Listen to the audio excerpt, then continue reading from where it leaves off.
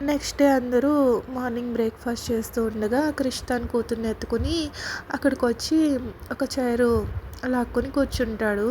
అరవింద కృష్ణని అలా చూడగానే చాలా సంతోషంగా ఫీల్ అవుతుంది. "కృష్ణ నువ్వు ప్రశాంతంగా కూర్చొని తిను. ఏది తనని నాకిచ్చేయి నేను ఆల్రెడీ తినేసాను" అని చెప్పి తన మనవరాల్ని తీసుకుంటుంది. ఇంకా వాళ్ళ మెయిడ్‌తో కృష్ణకి బ్రేక్‌ఫాస్ట్ పెట్టమంటుంది. త్వరగా కృష్ణకి ఇష్టమైన ఎగ్ దోస, టీ ఇలా తీసుకురా అనేసి అడుగుతుంది. "కృష్ణ నీకు ఇంకా ఏమన్నా కావాలా?" అని అడుగుతుంది. "లేదమ్మా నాకు దోస, టీ చాలు" అంటాడు. "ఈరోజు నువ్వు హాస్పిటల్‌కి వెళ్ళడం లేదా?" అని వాళ్ళ నాన్న అడుగుతారు. "లేదు నాన్న" అని క్రిష్ చెప్పగానే సత్య, ఆదిత్య, అర్జున్‌లు ఒకళ్ళ మొహాలు ఒకళ్ళు చూసుకుంటారు. వాళ్ళ మ్యారేజ్ అయిన తర్వాత Krishna first time dining table దగ్గర కూర్చోవడం. అదే కాకుండా సండే కూడా ఇంట్లో ఉండకుండా వెళ్ళిపోయేవాడు. అలాంటిది ఈరోజు హాస్పిటల్‌కి వెళ్ళట్లేదని చెప్పాడు. మిగతా వాళ్ళంతా సత్యతో మాట్లాడుతూ ఉంటే క్రిష్ మాత్రం సైలెంట్‌గా తన బ్రేక్‌ఫాస్ట్ ఫినిష్ చేస్తాడు. తర్వాత తన ప్లేస్‌లో నుంచి లేచి సత్య వైపు చూసి, "బ్రేక్‌ఫాస్ట్ చేసిన తర్వాత రెడీ అవ్వు. నేను మీ ఇంటికి తీసుకెళ్తాను" అని చెప్తాడు.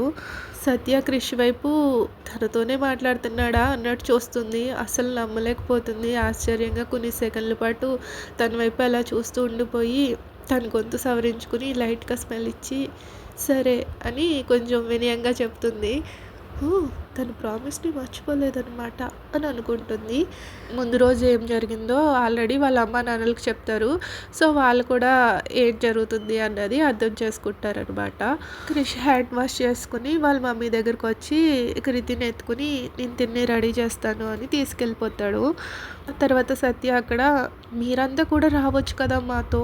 వాళ్ళందరూ మిమ్మల్ని చూస్తే చాలా హ్యాపీగా ఫీల్ అవుతారు" అని అంటుంది.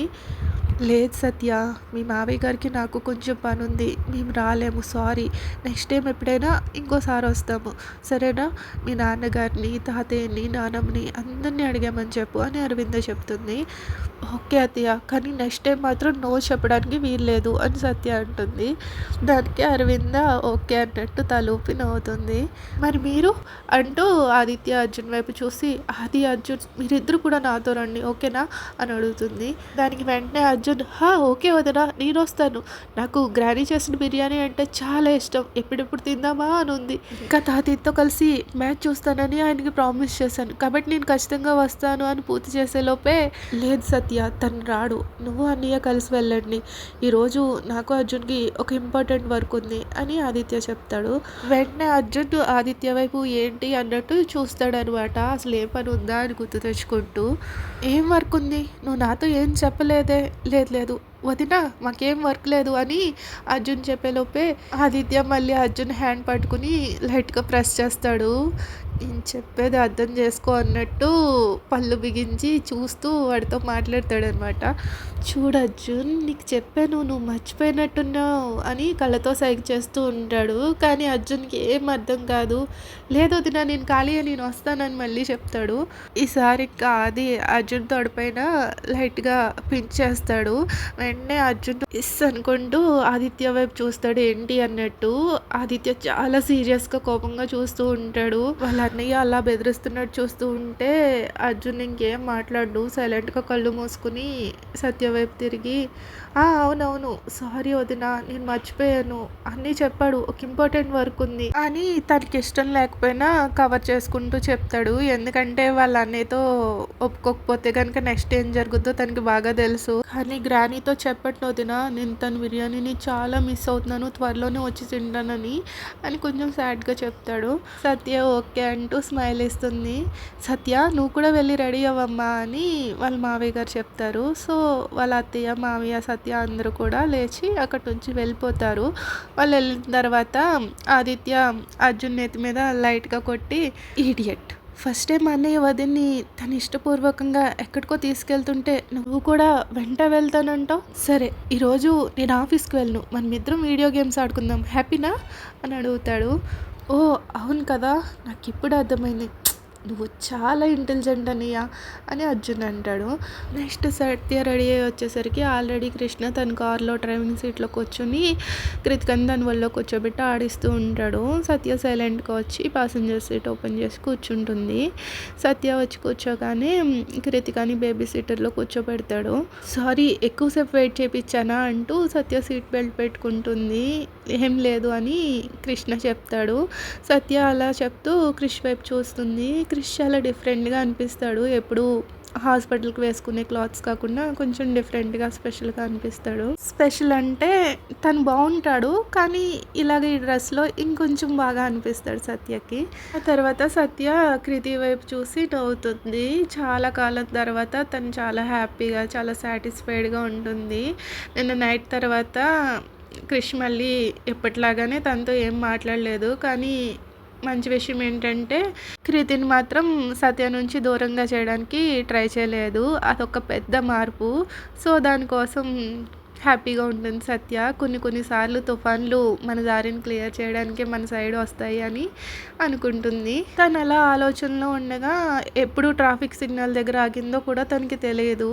సో విండో నాక్ చేస్తూ ఉంటారనమాట. ఆ సౌండ్కి ఉలికి పడుతుంది సత్య. అప్పుడు చూసుకుంటుంది ట్రాఫిక్ సిగ్నల్ దగ్గర వాళ్ళ కారు ఆగి ఉందని. క్రిష్ వైపు చూస్తే క్రిష్ సైడ్ విండో దగ్గర ఒక అతను ఏదో ఒక తట్ట పట్టుకుని నిలబడి ఉంటాడు కిటికీ దగ్గర. క్రిష్ విండో గ్లాస్ ఓపెన్ చేస్తాడు. సార్ మేడంకి గాజులు తీసుకోండి సార్ అంటూ గాజులు చూపిస్తాడు. అతను కొంచెం ఏజ్డ్ వ్యక్తి అనమాట. చాలా కష్టపడుతూ ఉంటాడు. చాలా థిన్గా, ఒక పక్కన ట్యాన్, ఎండకి ఫుల్ స్వెట్ పట్టేసి ఉంటాడు.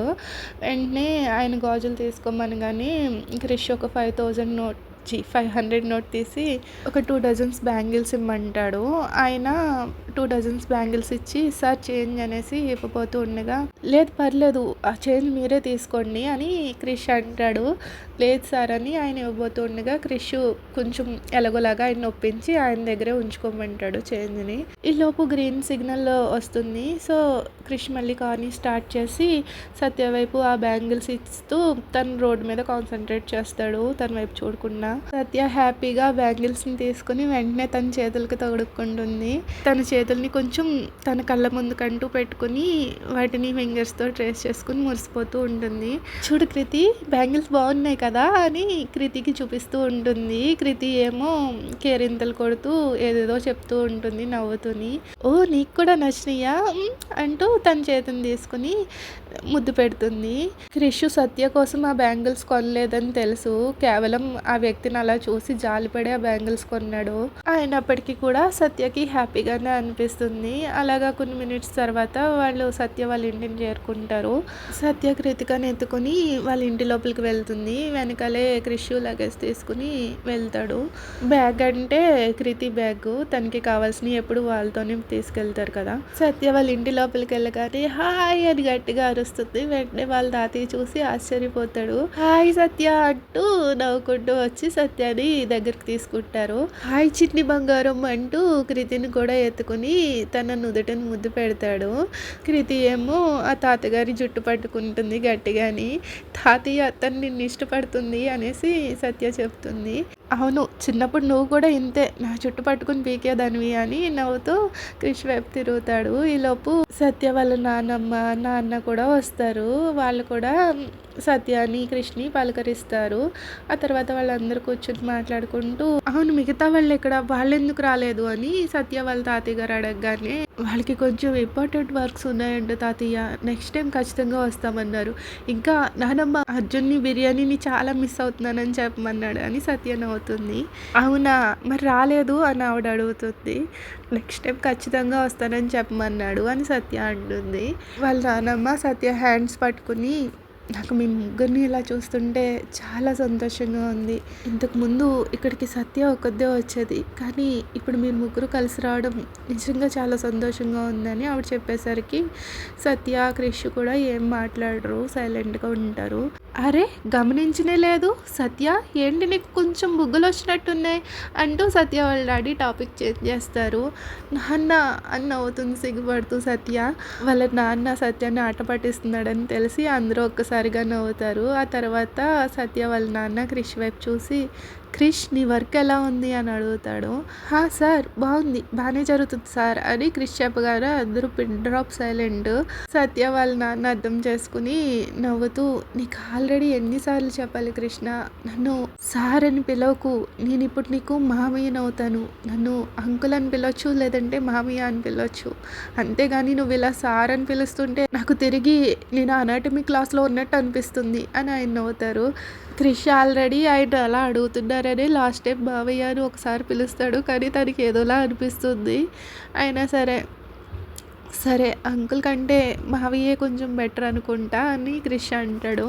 ఎవరేమని పిలిచినా కానీ తినైతే మాత్రం మిమ్మల్ని తాతయ్య అనే పిలుస్తుంది కదా కృతి అంటూ సత్య కృతి బుగ్గలు లైట్గా ప్రెస్ చేస్తుంది. ఏది నా మనవరాలు నిలయవు అంటూ సత్య వాళ్ళ డాడీ తీసుకుంటూ ఉండగా సడన్గా కృతి ఏడుస్తూ స్టార్ట్ చేస్తుంది. కృష్ణ వెంటనే లేచి సత్య వాళ్ళ నుంచి కృతికని తనే తీసుకుంటాడు. తనకి నిద్ర వస్తున్నట్టుంది, అందుకే ఏడుస్తుంది, తనకి నిద్ర వచ్చినా ఇంకా ఆకలి వేసినా ఆ టైంలోనే ఏడుస్తుంది అని క్రిష్ చెప్తాడు.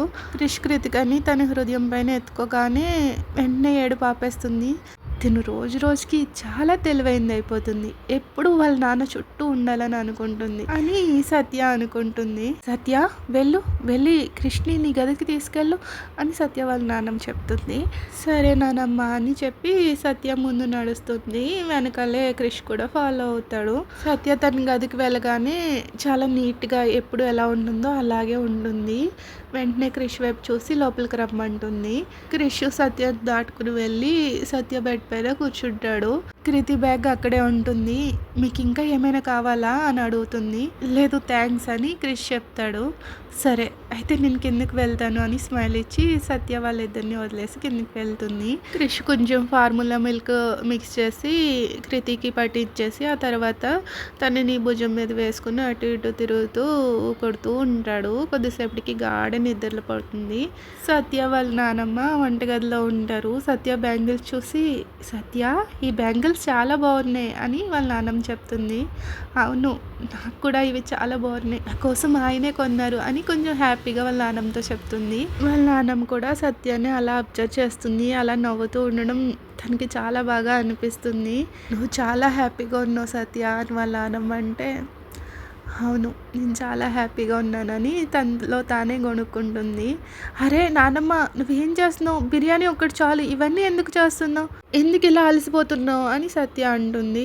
అరే నేనేం అలసిపోవట్లేదు, నేను ఒక్కదాన్ని చేస్తున్నానే ఏంటి, నా కోసం హెల్ప్ చేయడానికి మేడ్ ఉంది కదా, అయినా నా పిల్లలకి నేనే నా చేత్తో వండి పెట్టాలనుకుంటున్నాను అని సత్య వాళ్ళ నాన్నమ్మ చెప్తుంది. అప్పుడు సత్య స్మైల్ ఇచ్చి వాళ్ళ నాన్నమ్మని గట్టిగా హక్ చేసుకుంటుంది. నువ్వు ఇంకో 2 రోజులు ఇక్కడే ఉండొచ్చు కదా, ఈ మిడ్ ఎగ్జామ్స్ అయిపోయినాయి కాబట్టి ఇప్పుడు ఎలాగో సెలవులు, ఇక్కడే ఉండొచ్చు కదా అని వాళ్ళ నాన్నమ్మ అడుగుతుంది. అప్పుడు సత్య మనసులో, ఈ టైంలో నేను ఇక్కడే ఉంటే ఆయన మళ్ళీ కృతిని నా నుంచి దూరంగా తీసుకెళ్ళిపోతారు, కృతిని తనతోనే వదిలేయాల్సి వస్తుంది అనుకుని, లేదు నానమ్మ నేను ఈ విషయం ఆయనతో డిస్కస్ చేయలేదు, నేను ఈరోజు జస్ట్ చూసి వెళ్దామని వచ్చామంతే, ఈ రాత్రికి కూడా ఇక్కడ ఉండము, వెళ్ళిపోతాము, నెక్స్ట్ టైం వచ్చినప్పుడు ఖచ్చితంగా ఉంటాను అని సత్య చెప్తుంది. సరే కానీ నువ్వు మాత్రం కృతికని ఎంగేజ్ చేయడానికి ట్రై చేస్తూ ఉండు, నువ్వు తన తల్లివి, తన అవసరాలు నువ్వే అర్థం చేసుకోవాలి సరేనా. సత్యకి వాళ్ళ నానమ్మ ఏం చెప్పడానికి ట్రై చేస్తుందో బాగా అర్థమవుతుంది. సరే నానమ్మ. సత్య వాళ్ళ నాన్న సత్య రూమ్లోకి వెళ్తాడు. ఆయన వెళ్ళేసరికి కృతిక కృష్ణి అతుక్కుపోయి పడుకుని ఉంటుంది. నిద్రపోయిందా అని అడుగుతారు. అవును తను 1 అవర్కి మించి ఎప్పుడూ నిద్రపోదు, అందుకే అస్తమాను పడుకుంటూ లేస్తూ ఉంటుంది అని క్రిష్ చెప్తాడు.